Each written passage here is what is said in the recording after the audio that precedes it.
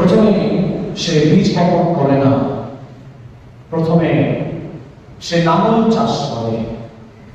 বহুবার গ্রামে গেছি এবং আমার একটা থিসিসে আমি উদাহরণ দিয়েছি, ডিটেলসে এলাবোরেটলি বিভিন্ন সময় গ্রামে যাওয়ার সুযোগ হয়েছে। একদম প্রত্যন্ত অঞ্চলে গ্রামে আমি গেছি এবং সেই সব জায়গায় দেখেছি চাষ করতে।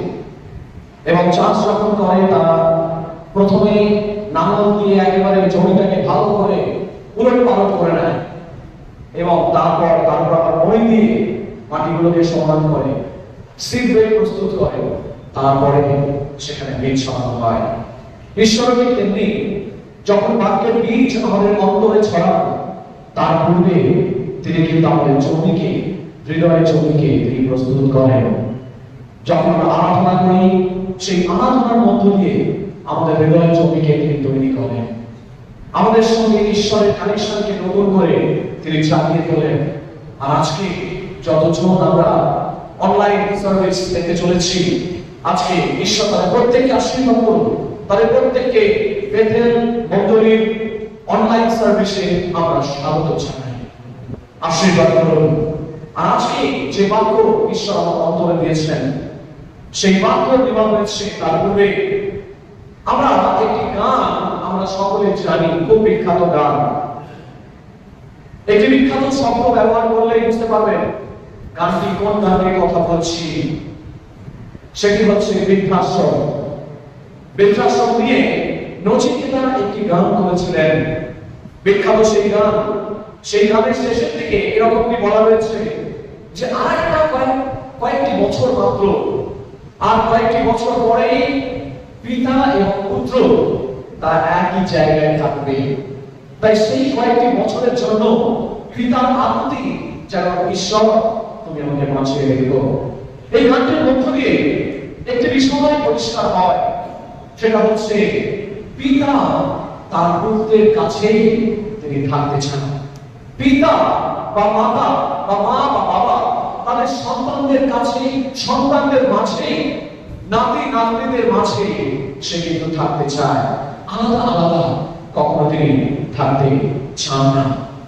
আজকে যে বাক্য ঈশ্বর আমার অন্তরে প্রতিস্থাপন করেছেন, the word that he has planted in my heart is from যাত্রা পুস্তক তার 25 অধ্যায় 1 থেকে 9 পদ। যাত্রা পুস্তক তার 25 অধ্যায় 1 থেকে 9 পদ। দেখুন সেখানে কি লেখা রয়েছে এবং সেই জায়গাটা আমরা দেখব। সেখানে কি লেখা রয়েছে? সেখানে লেখা রয়েছে, পরে সদাপ্রভু মশীকে কহিলেন, তুমি ইসরায়েল সন্তানদিগকে আমার নিমিত্তে উপহার সংগ্রহ করিতে বলো। হৃদয়ের ইচ্ছায় যদি মিলন করে, তাহা হইতে তোমরা আমার সেই উপহার গ্রহণ করিও। এই সকল উপহার তাহাদের হইতে গ্রহণ করিবে। স্বর্ণ, রৌপ্য, পিত্তল এবং নীল, বেগুনি ও লাল এবং সাদা মসৃণ সূত্র ও ছাগ্ন ও রক্তিকৃত মেষচর্ম, তহস চর্ম ও শিথিল কাষ্ঠ, দিব্যাঙ্গ তৈল এবং অভিষেকার্থ তৈলের ও সুগন্ধি ধূপের নিমিত্ত গন্ধদ্রব্য এবং এফোদের ও ধূপ কাটার জন্য গোমেদক মণি প্রভৃতি খচনীয় প্রস্তর। আর তাহারা আমার নিমিত্তে এক ধর্মধাম নির্মাণ করুক, তাহাতে আমি তাহাদের মধ্যে বাস করব। আবাসে ও তাহার সকল দ্রব্যের যে আদর্শ আমি তোমাকে দেখাই, তদনুসারে তোমরা সকলে করিবে। এই বাক্যের এটা প্রথম অংশ। আজকে যে বিষয়টা নিয়ে আমি আলোচনা করতে চলেছি, আমরা কয়েকটি সপ্তাহ ধরে এই একটা প্যাসেজ থেকে আমরা বিভিন্ন ভাবে দেখব। এই পরের অংশটা আমরা পরের সপ্তাহে দেখব, কিন্তু আজকে হচ্ছে প্রথম পর্ব বা প্রথম পার্ট। এই জায়গায় এখানে খুব গুরুত্বপূর্ণ একটি বিষয়, যার ব্যাকগ্রাউন্ড আমাদেরকে জানতে হবে। মিশর দেশ থেকে বেরিয়ে যখন প্রান্তরে তারা আসছে, প্রথমে তাদের সিংহ পর্বতে ঈশ্বরের সাথে মোশির মাধ্যম দিয়ে তাদের সাক্ষাৎ হয়।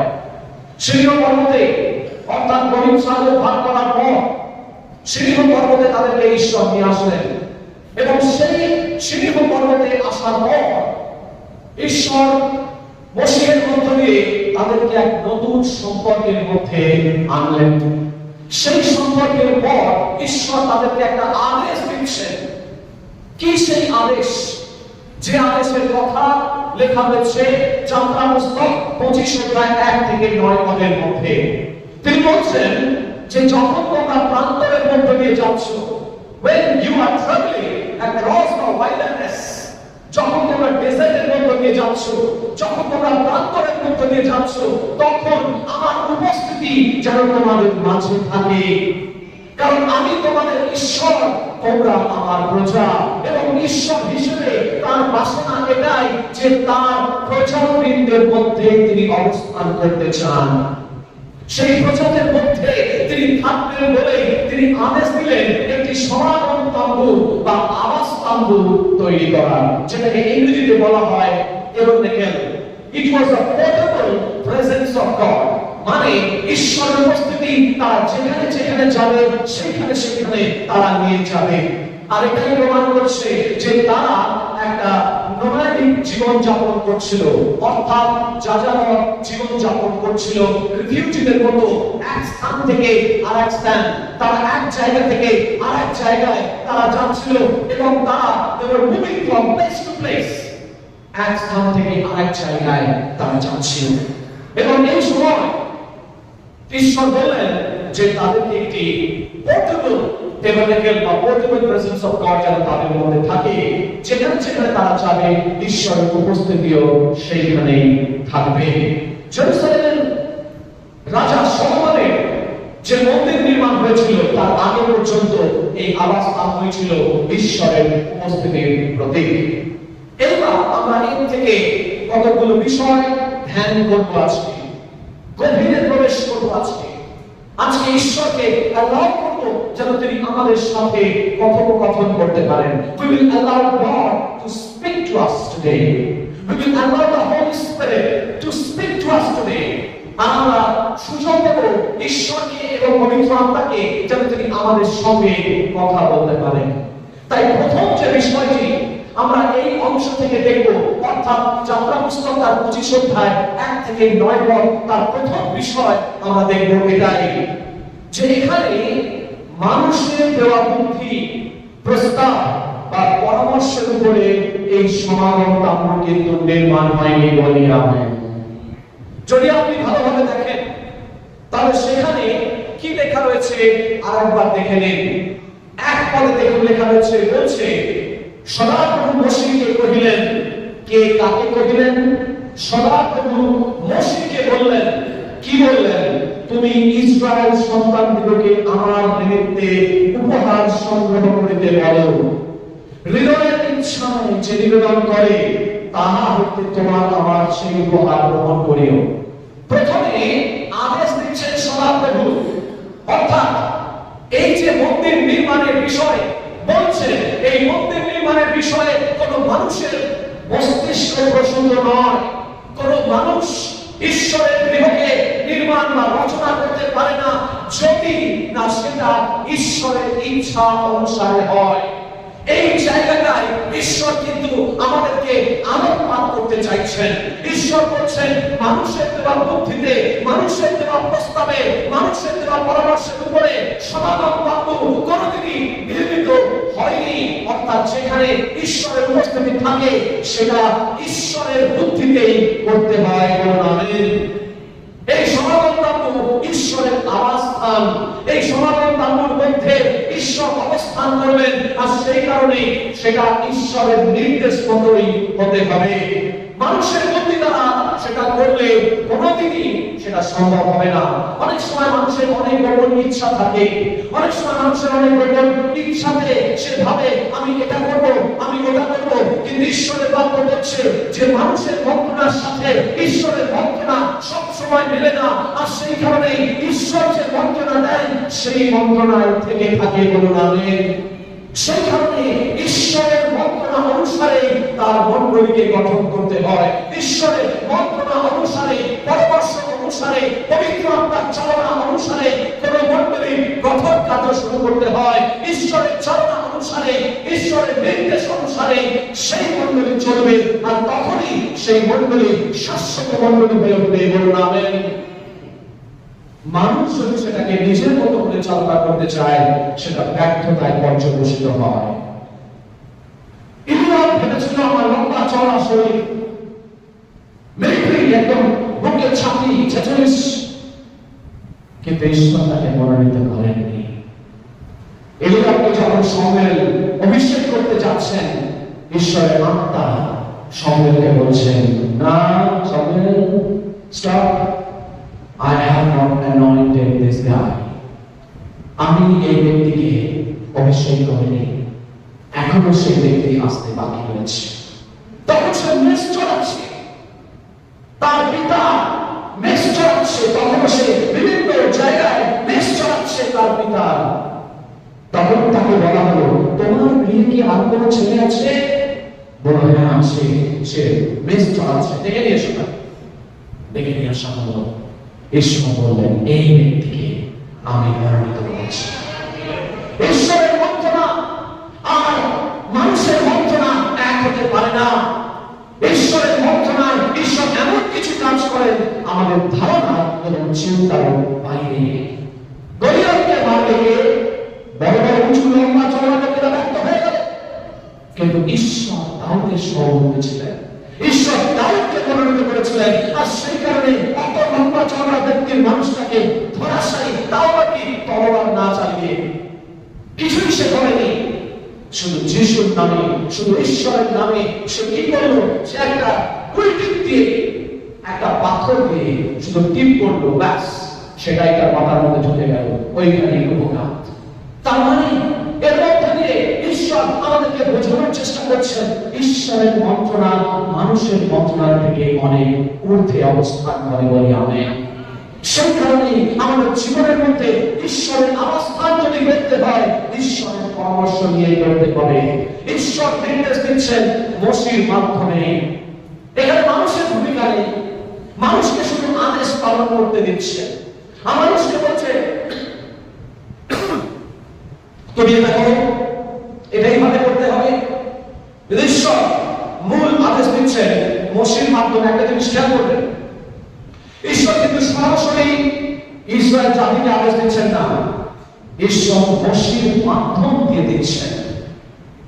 সেটা করে ঈশ্বর মোশির মাধ্যম দিয়ে আদেশ দিচ্ছেন। ঈশ্বর তো পারতেন সমস্ত ইসরায়েল জাতির উপরে নিজের আদেশকে দিয়ে দিতে, ঈশ্বরের ব্যবস্থা এরকম নয়। ঈশ্বর মাধ্যম ব্যবহার করেন। ঈশ্বর মোশিকে ব্যবহার করলেন মাধ্যম হিসেবে, এবং তাকে আদেশ দিচ্ছেন, এইবার তুমি ইসরায়েল জাতিকে বলো। মোশির মাধ্যমে ঈশ্বর কথা বলছিলেন ইসরায়েল জাতির সঙ্গে। ঈশ্বর সরাসরি কিন্তু কথা বলছেন না, অর্থাৎ ঈশ্বর নির্দেশ দিচ্ছেন মোশিকে, সেই মতো মোশি লিখছেন। প্রথম পঞ্চপুস্তক আমরা বলে থাকি বাইবেল বলছে, যেটাকে ইংরেজিতে বলা হয় পেন্টেটিউক। এটা একটা গ্রিক শব্দ, কথাটার মানে হচ্ছে 5 স্ক্রোলস, 5টা ম্যানুস্ক্রিপ্টস, 5টা পাণ্ডুলিপি। সেটাকে পুস্তক বলা হয় পঞ্চপুস্তক। আদি, যাত্রা, লেবীয়, গণনা, দ্বিতীয় বিবরণ পর্যন্ত এটাকে 5টা পঞ্চপুস্তক বলা হয়, ইংরেজিতে বলা হয় পেন্টেটিউক। এই পঞ্চপুস্তক মোশির লেখা, এবং মোশিকে ঈশ্বর যারা যারা আদেশ দিয়েছেন সেগুলো ব্যবস্থা আকারে তিনি লিখেছেন।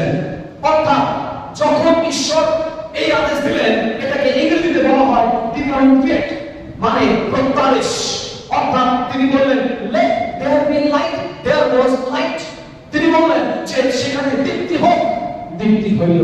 তার মানে ঈশ্বর মুখের দ্বারা যা বলেন সেটাই ঘটে। বলুন আমেন। যখন কাউকে আরোগ্যতা দেওয়ার কথা হয়, আরোগ্যতা দিলাম, ব্যাস, ডিভাইন গিফট। আরোগ্যতা সঙ্গে সঙ্গে সাবধান রেখা। মানুষের মুখের কথায় সেটা হবে না, কারণ ঈশ্বরের মুখের কথাতে সেটা হতে পারে। তাই ঈশ্বরের মুখনিসৃত বাক্যতেই জীবন রয়েছে। বলি আমেন। সেই কারণে সেই মুখনিসৃত বাক্য যখন আমরা শ্রবণ করবো, মণ্ডলী কোথায় উঠবে। সেই মুখনিসৃত বাক্য যখন আমরা আমাদের জীবনে রাখবো, তখন আমাদের জীবন পাল্টে যাবে। যখন সেই মুখনিসৃত বাক্য দ্বারা আমাদের জীবন পরিচালিত হবে, তখন দেখবেন নতুন এক জীবন সূচনা হয়েছে। কিন্তু ঈশ্বরের মুখ নিঃসৃত বাক্য চাই, শুধু জ্ঞান বুদ্ধি তা সম্ভব নয়। ঈশ্বরের কাজ ঈশ্বরের মতো করেই করতে হবে। ঈশ্বরের কাজ ঈশ্বরের মতো করে করতে হবে, ঈশ্বরের নির্দেশে করতে হবে। যখন শমূয়েলকে ডাকছিলেন, প্রথম শমূয়েল তার 3 অধ্যায়, শমূয়েলকে ডাকছিলেন, শমূয়েল শমূয়েল, আমার গায়ে কাটা দিচ্ছে। তিনি বলছেন শমূয়েল শমূয়েল। ঈশ্বর আমাদের কণ্ঠস্বরে বলছেন, হয়তো আপনার কান খাড়া করতে হবে। ঈশ্বর আপনাকে ডাকছেন কিনা, আপনাকে আমাকে কান খাড়া করে শুনতে হবে। whether God is whispering to your ears, হতে পারে আমাদের কানে ফিসফিস করে তিনি বলছেন, কান খাড়া করে শুনতে হবে। কারণ তিনি বলেন, আমার মেষেরা আমার রব জানে। আপনি যদি তার মেষ হয়ে থাকেন, আপনি তার বাক্যকে কান খাড়া করে শুনবেন। ঈশ্বর প্রত্যাদেশ দিচ্ছেন, কিন্তু যখন সেই প্রত্যাদেশ আমরা বাধ্যতায় গ্রহণ করব, সেইখানেই আশীর্বাদ। যখন তিনি দ্রাক্ষারসে পরিণত করছেন জলকে, যোহন্না 2 অধ্যায়ে, এবং জলকে দ্রাক্ষারসে পরিণত করছেন, তার শিষ্যদেরকে বলছেন, যাও ওই পাক ঘোরানোর 6টা ঝোড়াকে কানায় কানায় করে পূর্ণতা দাও। আর যখন তারা ভাবছে যিশুকে কি বলছেন, মাস্টারে কি বলছেন, প্রভুকে কি বলছেন, কারণ অনুভব যিহুদি সূচিকরণ পদ্ধতি অনুসারে সেই 6টা ঝাড়া যেখান থেকে জল নিয়ে আমাদের পা ঘোরাতে হয়, ওটাকে তো পরিষ্কার করে না, ওটাকে তো নোংরা জায়গা, ধুলো জমে আছে, ময়লা জমে আছে। প্রভু যিশু সেটাকে বলছেন নিয়ে এসো। তারা প্রশ্ন করতে পারত, they could ask thousands of questions, কিন্তু তিনি বললেন ওই জলকে আমি ব্যবহার করব। ঈশ্বর এমন কিছু মন্ত্রণা দেন আমাদের সাধারণ বুদ্ধির বাইরে। ঈশ্বর বললেন ওই জলকে, ওই বাইরে থাকা জলকে আমি ব্যবহার করব। যখনই ওই জলকে নিয়ে আসা হলো, তারা প্রশ্ন করলো না এবং প্রশ্নহীন বাধ্যতায় তারা যখনই সেই ভোজাত্মকের কাছে নিয়ে গেল, সঙ্গে সঙ্গে সেই জল দ্রাক্ষারসে পরিণত হয়েছিল। বললেন আপনার এবং আমার জীবনে যখন প্রশ্নহীন বাধ্যতা থাকবে, তখন দেখবেন ঈশ্বর সেখান থেকে কিভাবে আশীর্বাদ নিয়ে আসে। আপনার জীবনে যদি আপনি অলৌকিক কাজ দেখতে পান, যদি চান আপনার জীবনে আপনার জীবনে যদি অলৌকিক কার্য সাধিত হতে দেখতে চান, তাহলে আপনার জীবনে এবং আমার জীবনে যেটা ঈশ্বর দাবি করছেন প্রশ্নহীন বাধ্যতা। যখন আমাদের জীবনে প্রশ্নহীন বাধ্যতা থাকবে, তখন দেখবেন আপনার এবং আমার জীবনে আশীর্বাদ নিয়ে আসছে, আশীর্বাদ নিয়ে আসছে। সাধারণ জল, শুধু সাধারণ জল নয়, পা ধোয়ানোর জল, সেই পা ধোয়ানোর জলকে ঈশ্বর দ্রাক্ষারস হিসেবে ব্যবহার করছে। দ্রাক্ষারস হিসেবে। আজকে আপনি কতজন ভাবছেন, প্রভু আমার জীবন তো সেই দ্রাক্ষারসের মতো ছিল না, আমার জীবন পা ধোয়ানোর জলের মতো ছিল, আমাকে কেউ সম্মান করে না, আমার ছেলেরা আমাকে সম্মান করে না, আমার মেয়েরা আমাকে সম্মান করে না, আমার জামাই আমাকে সম্মান করে না, আমার ভাইয়েরা আমাকে সম্মান করে না। প্রভু বলছেন, তোমরা যদি পা ধোয়ানোর জলের মতো থাকো, শুধু আমার হাত তোমাদের জীবনকে ছুঁতে দাও, তাহলে তোমাদের জীবন সেই পা ধোয়ানোর জল থেকে আমি দ্রাক্ষারসে পরিণত করবো। ঈশ্বর তিনি সেটা করতে পারেন বলে ভাই, কিন্তু প্রশ্নহীন বাধ্যতা। ঠিক তার উল্টো দিকে যদি আমরা দেখি প্রান্তরের মধ্যে বেশ কিছু লোক তারা মসির সঙ্গে বচসা করছে। এই মসি কিন্তু সাধারণ ব্যক্তি ছিলেন না, অত্যন্ত নম্র ছিলেন, ভদ্র ছিলেন, ভদ্রতায় তাদের সাথে কথা বলতেন। কিন্তু ভুলে গেলে চলবে না, ঈশ্বরের যারা কাজ করে তাদের জীবনে একটা ঈশ্বরের অভিষেক থাকে, তাহলে তারা কাজ করতে পারে না। সেই মসি যখন ঈশ্বর তাকে দায়িত্ব দিলেন, এই মিশর দেশ থেকে ডেকে টেনে নিয়ে তুমি কনান প্রদেশের দিকে যাচ্ছেন, ঈশ্বরের আদেশে তিনি যাচ্ছেন।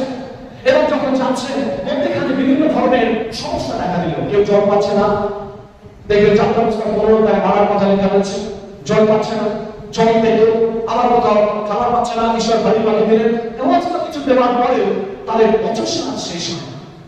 আর এই বচসা করতে করতে যখন দেখছে তারা কনস্ট্যান্ট বচসা করছে, ঈশ্বর এর কাছে মসি কাঁদলেন। তারপর কি হলো, ঘটনাটা সকলের জানা। জানা ওই সর্প তাদের জন্য পাঠানো হলো, এবং সেইখানে যত বচসা যারা করেছিল তারা প্রতিজ্ঞাবদ্ধ ভূমিতে পারেনি, ইনক্লুডিং মোশি। ঈশ্বরের কাছে সবাই সমান। God is not the respecters of person. সকলেই তার দৃষ্টিতে সমান। তাই ঈশ্বরের অভিষেক যাদের উপরে আছে, মোশির উপরে ছিল, আর মোশির সঙ্গে তারা বচসা করেছিল, আর সেই কারণে যারা ওই শর্তের দ্বারা অনেকে মারা গিয়েছিল, এমনকি সেই প্রাণ প্রার্থনায় আবার তারা পুনরুজ্জীবিত হয়েছিল। তার মানে দুটো বিষয় দেখলাম। কোন মন্দির সমাধান তাম্বু গঠন করার সময় ঈশ্বর যা বলছেন সেই অনুসারে আমাদের কাজ করতে হবে, এবং সেই অনুসারে ইসরায়েল জাতি কাজ করেছিল, মোশি কাজ করেছিল। মোশি নিজস্ব বুদ্ধি সেখানে তিনি দেননি, ঈশ্বরের কাছে বসে আছেন হাঁটু গেড়ে, এবং ঈশ্বর যেভাবে তিনি দর্শন দিচ্ছেন, ঈশ্বর যেভাবে আত্মারা পরিচালনা করছেন, মোশি সেইভাবে তার ইসরায়েল জাতিকে তিনি পরিচালনা দান করছেন। মোশি সেই কাজ করছিলেন। সমাগম তাম্বু নির্মাণের ক্ষেত্রে 2 নম্বর যে বিষয়টা আমি বলতে চাই, প্রথম যে বিষয়টা বললাম, মানুষের দেওয়া বুদ্ধি বা প্রস্তাব বা পরামর্শের উপরে সমাগম তাম্বু নির্মিত হয়নি। 2 নম্বর, তার সমাগম তাম্বু নির্মাণের ক্ষেত্রে হৃষ্টচিত্ত দাতাদের নিকট থেকে প্রয়োজনীয় জিনিস ঈশ্বর দাবি করছেন। আরেকবার করতে চান, আরেকবার করে নিন। 2 পদে লেখা হয়েছে, দেখুন 2 পদ 25-2 কি লেখা রয়েছে? ঈশ্বর বলছেন, আমার নিমিত্ত উপহার সংগ্রহ করিতে বলো। কাকে বলো? কে বলবে? মোশিকে বলছেন। কাকে বলতে? ইসরায়েলকে। হৃদয়ের ইচ্ছায় যে নিবেদন করে, হৃদয়ের ইচ্ছায় মানে নিশ্চিত ভাবে যে নিবেদন করে, তাহার হইতে তোমরা সেই উপহার গ্রহণ করিও। হৃষ্টচিত্ত দাতাকে ঈশ্বর আশীর্বাদ করেন, এবং সেই তার মণ্ডলীর, সেই তার সমাগম তাম্বুর উদ্দেশ্যে মিশর থেকে যা যা তারা নিয়ে এসেছিল, সেগুলোকে তিনি কি কি দাবি করছেন দেখুন, ভালো করে পড়বেন। সোনা, রূপো, যা কিছু মসজিদ, সুতো, যা কিছু দামি দামি জিনিস সমাগম তাম্বুর মধ্যে লাগবে, সেই সমাগম তাম্বুর নির্মাণের ক্ষেত্রে ঈশ্বর বলছেন মোশিকে, তুমি তাদের কাছে দাবি করো। আমরা সবসময় বলে থাকি ঈশ্বর তিনি যোগানদাতা, বলুন আমেন। আপনি বিশ্বাস করেন ঈশ্বর যোগানদাতা? ইয়েস, ঈশ্বর যোগানদাতা। কিন্তু ঈশ্বর যোগানদাতা একদিকে হলেও তিনি আরেকদিকে আমাদের কাছে দাবি করেন, বলুন আমেন। ঈশ্বর এখানে এমন একটি জায়গায় আমরা নিয়ে এসে দাঁড়িয়েছি, সেখানে ঈশ্বর মোশির মাধ্যমে দাবি করছেন মণ্ডলীর কাছে, ইসরায়েল জাতির কাছে। তিনি বলছেন, তোমাদের যা কিছু ভালো ভালো জিনিস আছে, সেগুলো ঈশ্বরের রাজ্যের জন্য, সমাগম তাম্বুকে নির্মাণ করার জন্য তোমরা দাও। ঈশ্বর তিনি আমাদের কাছে দাবি করেন। আব্রাহামের কাছে দাবি করেছিলেন তার সন্তানকে, বলুন আমেন। সহজ নয়। দাবি করেছেন আব্রাহামের কাছে, তোমার সন্তানকে বলি দাও। বিশ্বাসের মহাপরীক্ষা। 2 নম্বর, যোনা কে বলেছিলেন, দাবি করেছিলেন, তুমি যাও নিনেভেতে সুসমাচার প্রচার করতে। যোনা যায়নি, অবাধ্য হয়েছিল। নোহের কাছে তিনি বাধ্যতা দাবি করেছিলেন, এবং নোহ বাধ্য হয়েছিল। আমাদের প্রতি মূল্যবান ইচ্ছাকে অনেক সময় বলি দিতে হবে, বলুন আমেন।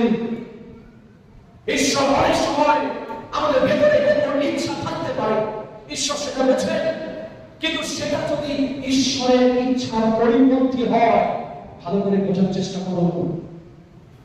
আমার জ্ঞান বুদ্ধি দিয়ে বোঝার আমি করছি না, ঈশ্বরের আত্মা দ্বারা পরিচালিত হয়ে করছি। আপনার গোপন ইচ্ছা যদি ঈশ্বরের ইচ্ছার সঙ্গে না মেলে, বি কেয়ারফুল, সেটাকে ত্যাগ করুন। যোসেফ মনে মনে মন্ত্রণা করেছিলেন, গোপনে তিনি মরিয়মকে ত্যাগ করবেন। যোসেফ গোপনে মনে মনে ভেবেছিলেন মরিয়মকে তিনি ত্যাগ করবেন, কিন্তু ঈশ্বরের ইচ্ছা অনুসারে সেটা ছিল না। সেই কারণে ঈশ্বর তাকে বাধা দিয়েছিল, এবং যখনই তিনি বাধ্য হয়েছিলেন, তার জীবনে আশীর্বাদ। আজকে যেখানে যত দূর যিশুর নাম যাবে, যোসেফের নাম যাবে। আজকে যদি আপনার উপর জোসেফের মতো বাসনা থাকে, make sure it is aligned with God's plan. যদি আপনার পরিকল্পনা ঈশ্বরের পরিকল্পনা যদি না মেলে, তাহলে বেটার ইউ ত্যাগ করুন, সেটাকে ত্যাগ করুন। ঈশ্বরের আত্মা বলছে সেটাকে ত্যাগ করুন। যত গুরুত্বপূর্ণই আপনার সেই মহামূল্যবান জিনিসটা থাকে, সেটাকে ত্যাগ করুন ঈশ্বরের সমাগম নির্মাণ করার জন্য, ঈশ্বরের মণ্ডলীকে নির্মাণ করার জন্য। আজকে আপনাকে সেটা ত্যাগ করতে হবে এবং ঈশ্বর সেটাকে আশীর্বাদ করতে হবে। যখন আপনি সেই বাসনা ত্যাগ করবেন, সেই বাসনাটাকে তিনি আপনার জীবনে আশীর্বাদের কারণ ধরে নেবেন। আব্রাহাম তার নিজের পুত্রকে বলি দেবার জন্য প্রস্তুত ছিল, কিন্তু তাকে বলি দিতে হয়নি। বলি দিতে গেছেন, ঈশ্বর বলছে তোমার বলিতে আমি প্রীত হয়েছি তোমার বাধ্যতায়। যখন আপনি বাধ্যতায় বলে দিতে যাবেন স্বেচ্ছায়, দেখবেন ঈশ্বর সেইটাকে আপনার জীবনে আশীর্বাদের কারণ হবে। আজকে ঈশ্বর বলছেন যদি এরকম কিছু মণ্ডলী গঠনের ক্ষেত্রে আপনার গোপন ইচ্ছাটা কোন জায়গায় কথা হয়ে দাঁড়ায়, তবে ঈশ্বর বলছেন সেটাকে ত্যাগ করুন। আপনার এবং আপনার পরিবারকে তিনি আশীর্বাদ করবেন। আপনার এবং আপনার পরিবারকে তিনি আশীর্বাদ করবেন। 12 জন শিষ্যের মধ্যে কারোর মধ্যে গোপন ইচ্ছা ছিল যিশুর রাজ্য আসলে সেই ক্যাবিনেটে বসা, কিন্তু যিশু বললেন যে জ্যেষ্ঠ হতে চায় তাকে আগে কনিষ্ঠ হতে হবে। এটা যিশুর পরিকল্পনা, যিশুর রাজ্য। যে জ্যেষ্ঠ হতে চায় সে কনিষ্ঠ হবে। মুখে জয় যিশু বলা হয়তো খুব সহজ বলে ভাই বোন, আমি লিখছিলাম, ঈশ্বরের আত্মা আমাকে গাইড করছিলেন। সত্যি কথা বলছি, আমি সবসময় সবাইকে জয় যিশু বলতে আমার পছন্দ হয়। কেন জানেন? কারণ জয় যিশু বলা মানে যিশুর মধ্যে জিহোবা কথাটা লুকিয়ে রয়েছে। আপনারা হয়তো পুরো হিব্রু ভাষাটা জানেন না, কিন্তু আমি জানি। জানি বলে আমি জানি পুরো কথাটার মানে হচ্ছে ইয়েসুহা মাসিয়াহ। এই যে মাসিয়াহ কথাটা হিন্দি শব্দ নয়, মাসিয়াহ কথাটা মোটেই আরবি শব্দ নয়, এটা হিব্রু শব্দ। মাসিয়াহ কথাটা মাসদাক থেকে এসেছে, মানে অভিষিক্ত ব্যক্তি যার উপর তেল ঢালা হয়েছে, মাসিয়াহ। সেই মাসিয়াহ অর্থাৎ যার উপর তেল ঢালা হয়েছে তিনি অভিষিক্ত, অর্থাৎ ইয়েসুহা মাসিহা। এই ইয়েসুহা কথাটার মধ্যে ইয়াহওয়ে শব্দটা লুকিয়ে রয়েছে। তাই যিশু কথাটার মধ্যে ইয়াহওয়ে শব্দটা লুকিয়ে রয়েছে। তাই অনর্থক যারা ঈশ্বরের নাম আমরা না নিয়ে অনেক সময় ক্যাসুয়ালি আমরা জয় যিশু বলে দিই, কিন্তু কথাটা আন্তরিকতা থেকে আসে না। যখন কারোর সঙ্গে আমার আন্তরিক মেলে না, সরি আমি খুব পরিষ্কার বলছি, আমি তাকে জয় যিশু বলতে ভালোবাসি না, কারণ আমি টেকনিক্যাল ব্যাপারগুলো জানি। আর যদি বলি আমি মুখে চাক করে বলতে চাই না জয় যিশু, আমি যাকে হৃদয় করে জয় যিশু বলবো, আমি জানি তার সঙ্গে আমার অন্তরে মিল আছে, ঈশ্বরের সঙ্গে সেই লোকটার কানেকশন রয়েছে, তাকে আমি জয় যিশু বলবো। কিন্তু অযথা ঈশ্বরের বাক্য বলছে যাত্রা পুস্তকে যে অনর্থক ঈশ্বরের নাম লইও না। জয় যিশু বলাটা খুব সহজ, কিন্তু যিশুর জয় নিজের জীবনে তৈরি করাটা খুব কঠিন ব্যাপার। তাই আজকে মুখে যিশুর জয় বললে যিশুর জয় হয়ে যায় না। যিশুর জয় নিজের চারিত্রিক জীবনের মধ্য দিয়ে, জীবনযাত্রার মধ্য দিয়ে শুরু করে এবং মহামূল্যবান ত্যাগ শিখানোর মধ্য দিয়ে আমাদেরকে এগিয়ে চলতে হবে। ভাই বোন, ঈশ্বরের পথ ত্যাগ শিখানোর পথ শুধুমাত্র বালকের জন্য নয়, সকলের জন্য। তবে সেই জীবন ঈশ্বর আশীর্বাদ করবেন। 12 জন শিষ্যের মধ্যে একজন শিষ্য সেটা বুঝতে পারেনি। 12 জন শিষ্যের চিন্তার সঙ্গে একজন শিষ্যের চিন্তা মেলেনি, এবং সে তার ইচ্ছাগুলোকে অনার্থক সে করে নাম নিয়েছে এবং 10 আজ্ঞা উল্লঙ্ঘন করেছে। তার অবস্থান নির্মাণ করতে গেলে সুচিতার প্রয়োজন। প্রিয় ভাই বোন, সুচিতার প্রয়োজন। দেখবেন যখন আমি হিন্দু ছিলাম তখন আমাদের ওখানে কি হতো, একটা পুজো হতো, নাম বলছে কি পুজো অনেকেই জানি, দণ্ডি খাটতাম। আমি ছোট তখন দণ্ডি খাটতে কি করতাম, আমরা বাবুঘাটে চলে যেতাম, মানে গঙ্গায় স্নান টান করে নতুন প্যান্ট জামা পরে, নতুন গামছা, নতুন গেঞ্জি পরে স্নান করে নিলাম, এবার চলে আসলাম, এবার রাস্তায় শুয়ে ঘুমিয়ে গেছি।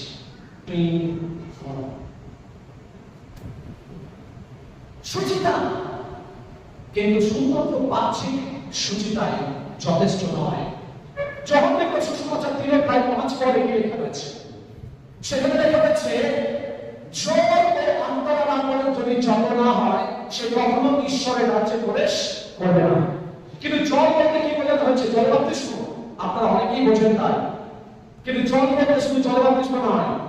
যদি জল বাপ্তিস্ম হতো, চলে গেলেন পুকুরে ঝাঁপ দেবেন, জল বাপ্তিস্ম হয়ে গেল, শেষ। এখানে জল বলতে জলে বাপ্তিস্ম কথা বলা হয়নি।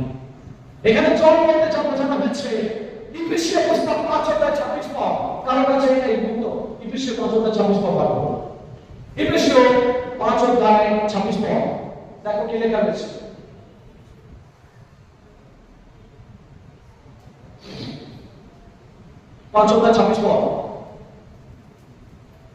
ইফেসীয়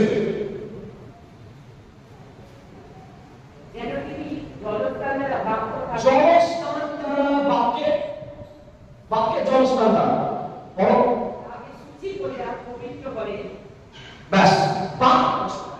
বাক্যে জলস্নান দ্বারা প্রতিদিন যেমন স্নান করলে আমাদের দেহের ময়লা পরিষ্কার হয়, আমরা সাবান মাখি, আমরা বিভিন্ন সুগন্ধি তেল মাখি, ঠিক তেমনি বাক্যের সাবান প্রতিদিন আমাদের মাখতে হবে।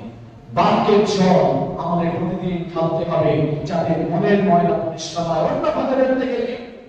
অন্য ভাষায় যদি বলতে হয়, যদি মনের ময়লা শুচি না হয়, তাহলে আপনি স্বর্গরাজ্যে প্রবেশ করতে পারবেন না, ছাড়পত্র আমরা পাবেন না। যতই আপনি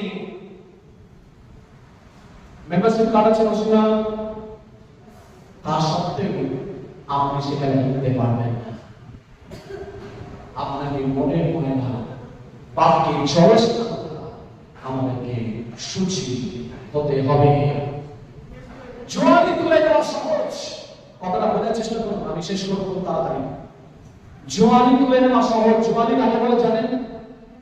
মাঠে ময়দানে গেছেন, চাষ দেখেছেন, নানান চাষ করছে, এবং যেটাকে জোয়ালি বলে, সেই জোয়ালি কার উপরে তাকানো হয়, কিসের উপরে বসানো হয়?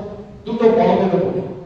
দুটো বলদের উপরে জোয়ালিটা বসে দেওয়া হয়, এবং তার একদিকে যিশু, একদিকে চাষি থাকেন, আর একদিকে বলদ থাকে। প্রিয় ভাই বোন, জোয়ালিটা তুলে নেওয়া সহজ, কিন্তু ঈশ্বরের পরিচালনায় থাকাটা সহজ নয়। ঈশ্বর বলছে, আমার জোয়ালি তোমরা তুলে নাও। যখন তার জোয়ালি আমরা তুলে নেব, তার এক প্রান্তে যিশু থাকবেন, আর এক প্রান্তে থাকবেন সেই বলদ দুটো। সেই বলদ দুটো হচ্ছে আমরা। যখন জমি চাষ করতে হবে, তখন জোয়ালি আমাদের উপরে রয়েছে। সেই জোয়ালি যখন আমাদের উপরে রয়েছে, ভয় পাওয়ার কিছু কারণ নেই, কারণ জোয়ালিটাকে যিশু ধরে রেখেছেন। আর যতক্ষণ যিশু ধরে রেখেছেন, আপনার জীবন নিয়ন্ত্রণের মধ্যে রয়েছে, আপনার ভয় পাওয়ার কিছু নেই, কারণ জোয়ালি তিনি মৃত্যুশীল এবং নামরচিত।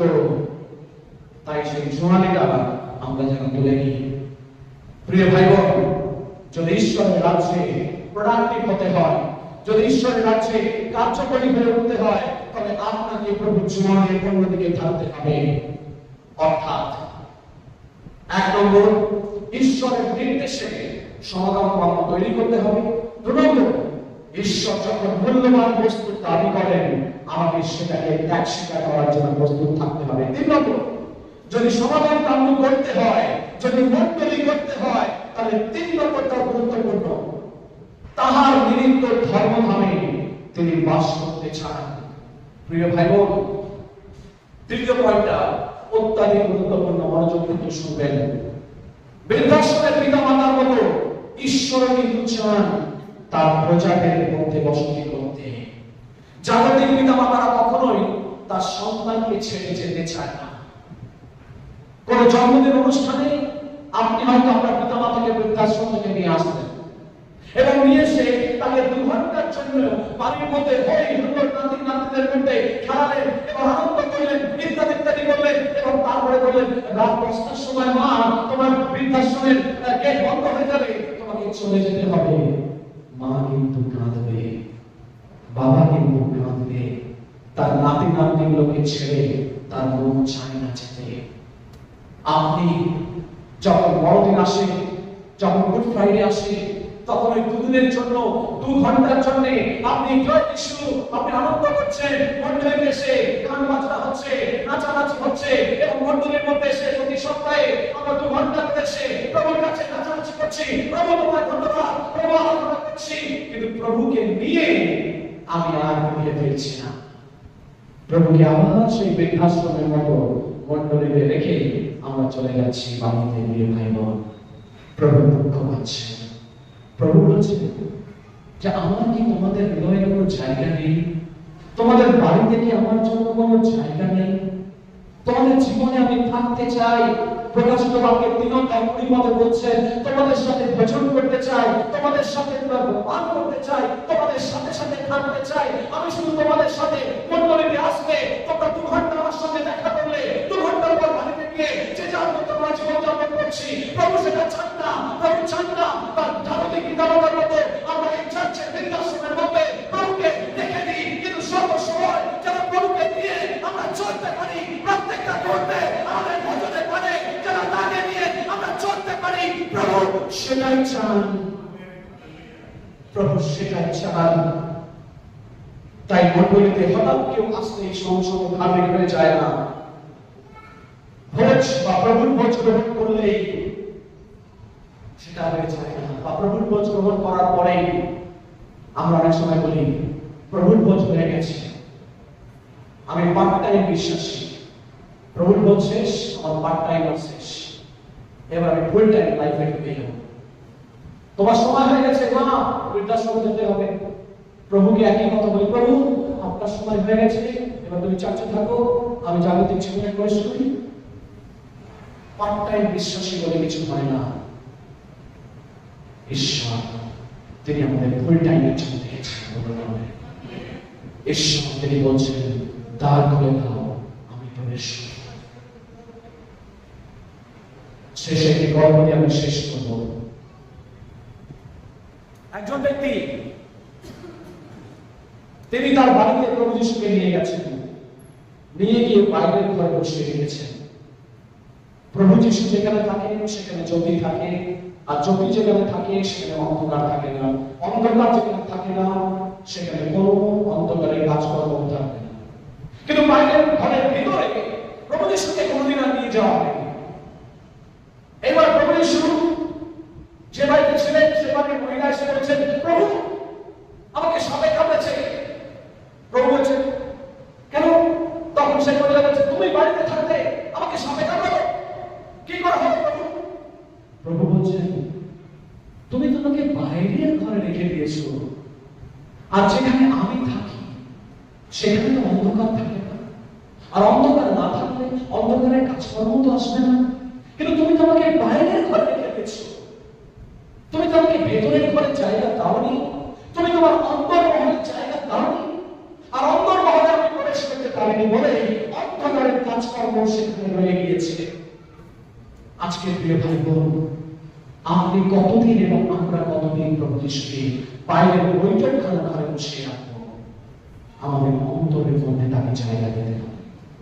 আসুন আমরা তাকে প্রাণ খুলে দিই, হৃদয় খুলে দিই, এবং অন্তরের জায়গায় তাকে জায়গা করে দিই। চিন্তা করি এবং ঈশ্বরের বাক্যে ধ্যান করি, এবং আমরা তরুণ করছি। তার আগে আমি গান করতে উঠি। আসুন আমরা ওই গানটি আরেকবার করবো, ইয়েশুয়া। আর সেই গানটি যখন করবো আমরা বলবো, প্রভু প্রভু তুমি আমার অন্তরে এসে। সবাই চোখ বন্ধ করি, মাথা নত করি। এই সময় যান্ত্রিক ভাবে চলার সময় নয়, এই সময় আপনার এবং আপনার প্রভুর সময়। তাই গানটি যখন আরেকবার আমরা করবো, এই গানটির মধ্য দিয়ে আমরা আহ্বান করবো, প্রভুকে তুমি এসো, আমাদেরকে পরিবর্তন করো, আমাদের হৃদয়ে গভীরে তুমি প্রবেশ করো। এসো প্রভু, ইয়েশুয়া, ইয়েশুয়া।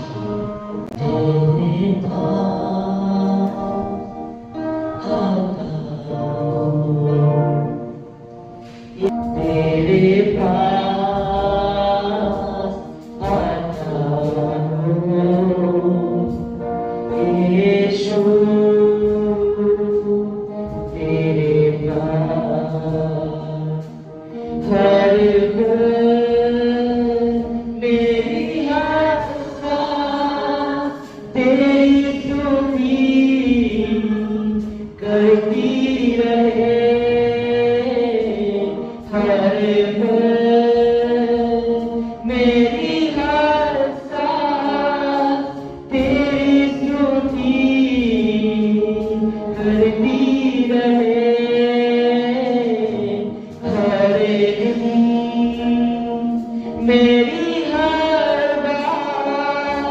তিন